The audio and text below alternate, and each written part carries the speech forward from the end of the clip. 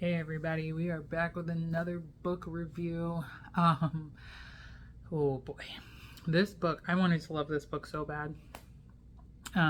It is The Cooking Gene by Michael Twitty, and I just want to show you, like, I had to mark up the pages, like, and stuff. I done highlighted all inside this book, like, to no end. And I am a huge fan of Michael Twitty's. I've been following him a little bit since after, like, he kind of came onto the scene with his blog and everything. He's got a lot of really awesome information that he has done so much research on, especially in terms of interpreting African American foodways in historic areas, much like what I do when I'm at the museum. That's definitely part of my job. So I was super excited to read this book. And I've heard Michael Twitty speak in person.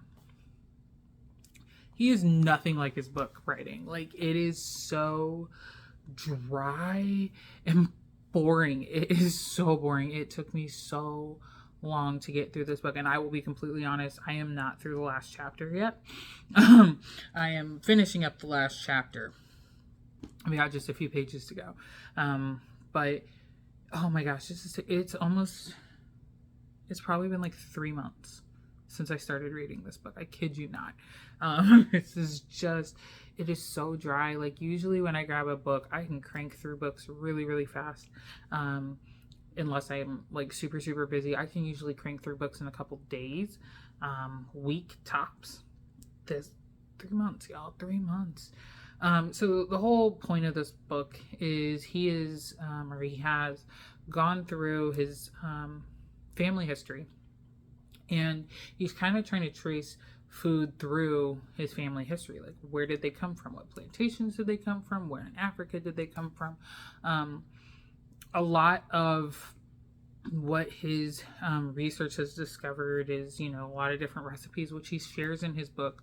I'm super excited to try several of them because Michael Twitty is Jewish, so he does participate in kosher cooking and living, and so a lot of the recipes that he has in there are very kosher friendly or slightly vegan, depending on the food. And so I'm super excited to try some of his recipes, which is part of the reason that I have so many sticky notes in the book. But I don't know what I expected. I just wanted it to be better. The first 2 chapters was just a lot of very robust language, and I'm not knocking robust language, but it can kind of make me feel a little bit stupid sometimes when I'm reading books that have so much robust language. And I just really didn't feel it was needed, especially after hearing him speak in person. He doesn't fully talk like that, so it really threw me off. I also felt like some of the stories where he was connecting his personal life to historic life didn't always connect, or at least they didn't make sense in my head. I wanted them to make sense, but they didn't. So unfortunately, I'm gonna have to give this book a 2, just because I couldn't get through it fast enough. It just took me forever. There's a difference in, I have another book that I've been reading for months, but I've been reading it while at work as part of my interpretive thing, because it opens up a really awesome can of worms to talk about books and things that were of the time period. So there's a reason that I am not getting through that book.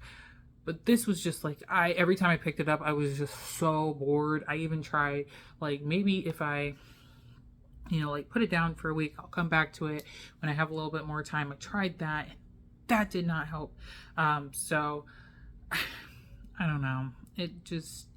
If you've read this book, let me know your thoughts. It took me a really long time to get through it. Not going to say that I don't recommend it, because I do, in terms of the information that's in there is phenomenal when the information is good. But just getting to the good information was a little bit of a snooze fest. So there you go.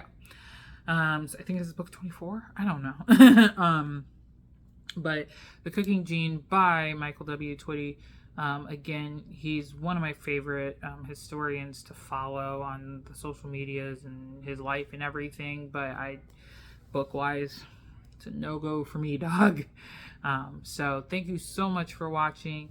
By all means, please drop comments of other books to read, book suggestions. This was actually a book that was given to me years ago. It is signed by Michael Twitty. So like this book it's been on my shelf for a hot minute, so I'm really glad I finally got a chance to read it. So by all means, please drop your book suggestions, send me books, give me books. Totally here for that. Not that you have to, but somebody was like, can I subscribe? You absolutely can subscribe for more content. Not that I put that much content out. It's really just book stuff and things that go to my students for school. So I love for you guys to subscribe, but it is not a requirement. So yeah, so thank you so much, and I will see you guys next time.